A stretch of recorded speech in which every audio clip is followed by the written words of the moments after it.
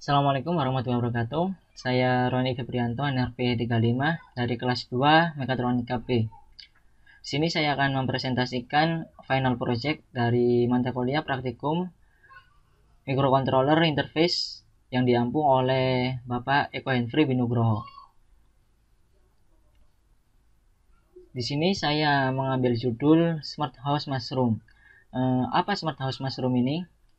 Smart House Mushroom ini kumbung jamur dengan penambahan fitur untuk mendukung dan juga menunjang meningkatnya hasil panen dengan menjaga kestabilan kumbung jamur dan juga melakukan treatment secara otomatis. Apa latar belakang dan tujuan saya membuat ini? Kebetulan untuk saat ini saya sedang budidaya jamur, kemudian dengan basic saya yang berkuliah di Politeknik Elektronika Negeri Surabaya dengan program studi mekatronika, saya ingin sedikit mengimplementasikan ilmu yang saya punya untuk meningkatkan kualitas hasil panen pada bidang agriculture. Dengan harapan dengan adanya teknologi tersebut, hasil panen meningkat dan tidak terpengaruh oleh iklim maupun cuaca untuk memanen hasil jamur tiram tersebut. Selanjutnya, bagaimana desain dan implementasi dari sistem ini? Yang pertama, sensor. Saya menggunakan 3 sensor. Yang pertama yaitu JSN SRT04 ultrasonic. Di sini berfungsi untuk mendeteksi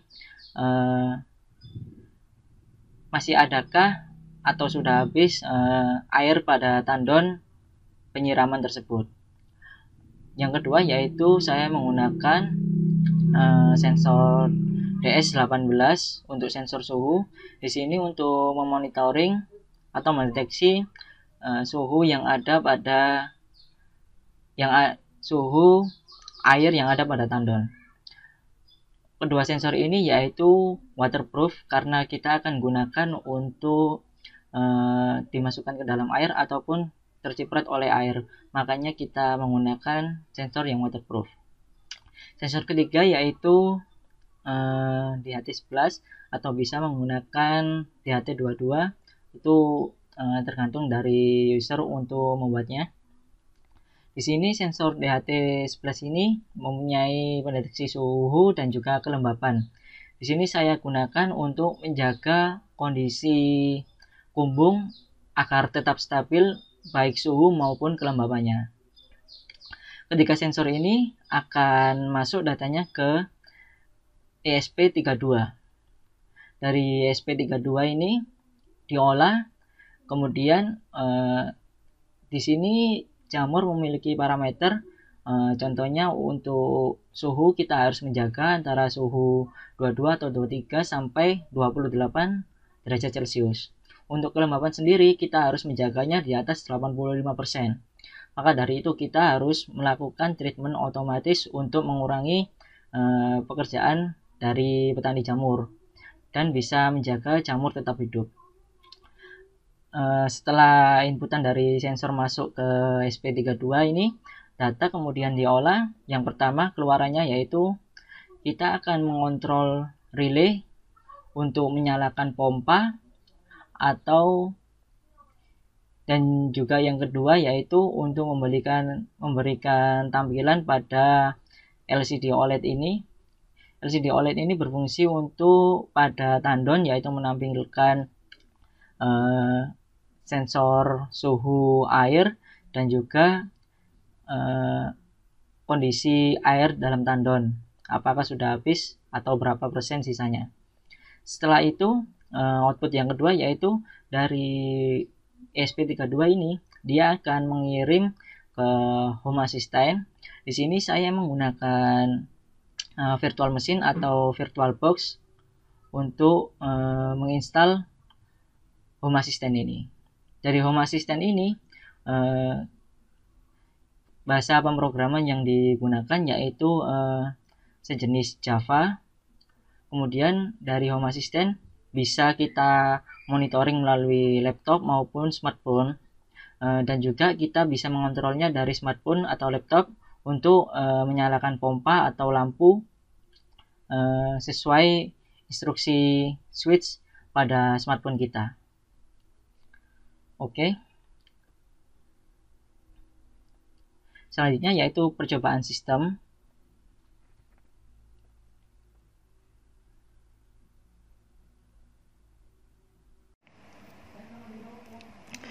Selanjutnya yaitu tadi saya menggunakan sensor suhu untuk tandon, ini untuk DS18, kemudian sensor ultrasonic CSN SRT04, kemudian juga menggunakan sensor DHT11, dan untuk display menggunakan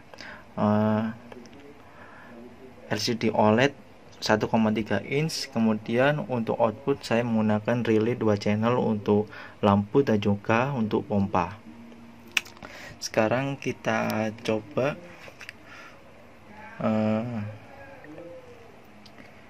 kita nyalakan home assistant di sini.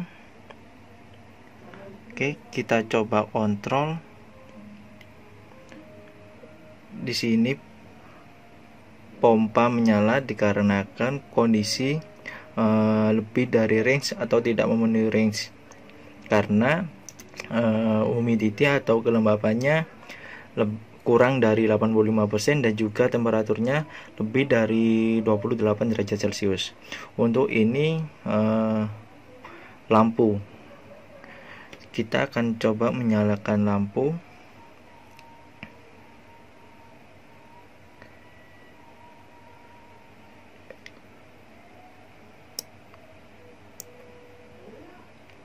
Di sini lampu menyala, kita akan coba mematikan. Oke, mati. Tadi kita kontrol melalui smartphone ini.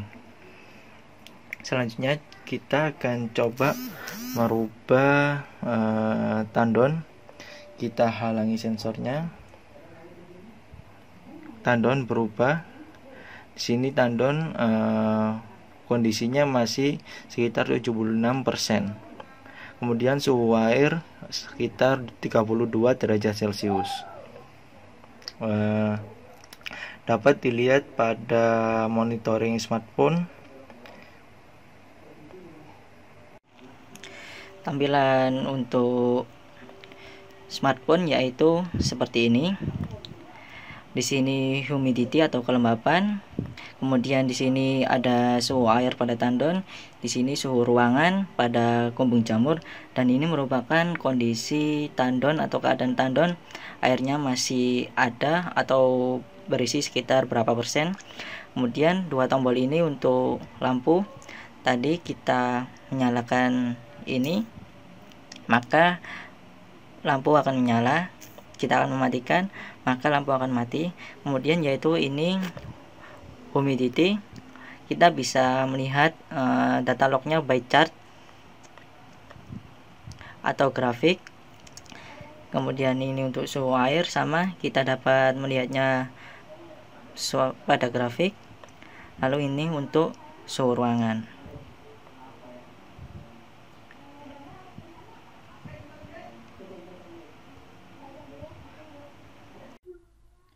Oke, setelah tadi melakukan percobaan pada sistem, sini saya akan sedikit menjelaskan mengenai program pada microcontroller yang kita gunakan, yaitu ESP32. Ini untuk scriptnya. Sini saya pecah untuk beberapa fungsi. Sini untuk komunikasi datanya saya menggunakan komunikasi data MQTT. Ini scriptnya. Ini untuk mendeklarasikan MQTT user yang saya gunakan serta server. Kemudian WiFi, SSID, dan password untuk menyambungkan atau memberikan akses internet pada microcontroller. Untuk pompa saya berikan pada pin 12.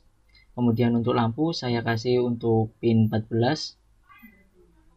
Lalu ini untuk wifi-nya. Kemudian yang di sini untuk MQTT-nya. Kemudian selanjutnya kita beralih pada fungsi callback ini. Fungsi callback ini yaitu berfungsi untuk mensubscribe topik yang ada pada MQTT server. Di sini untuk pompa pada lampu A dan juga untuk lampu berada pada topik lampu B, yaitu ini room/lampu A, room/lampu B. Dengan kondisi yang diterima yaitu 1 atau 0. Jika 1 maka pompa akan menyala, jika 0 pompa akan mati. Kemudian jika 1 lampu akan menyala, jika 0 maka lampu akan mati.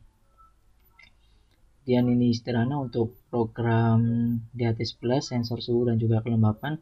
Kemudian ini untuk mengirim data sensor baik temperatur ruangan, kemudian kelembapan ruangan, suhu air dan juga kondisi tandon. Di sini. Ini untuk range yang diinginkan jamur. Kemudian ini untuk menampilkan pada LCD OLED 1,3 inch.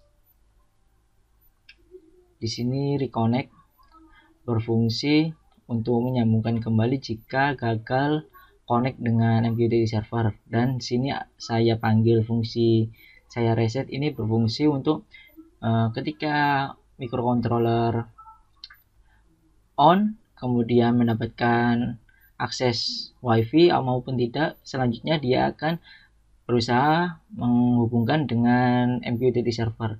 Nah, jika SP32 atau microcontroller ini gagal, maka dia akan mencoba mereset dirinya kemudian sampai dia bisa terhubung dengan MQTT server. Ini sensor suhu DS1820. Kemudian kita lihat untuk program yang ada pada Home Assistant, ini tampilan web servernya.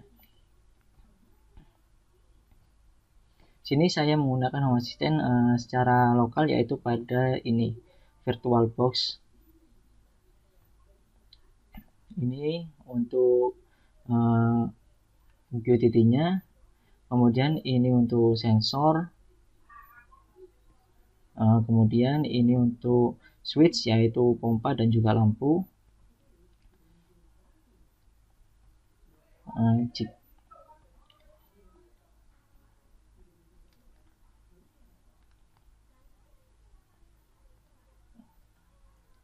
Saya menggunakan add-on atau plugin ini Mosquito Broker untuk MQTT servernya.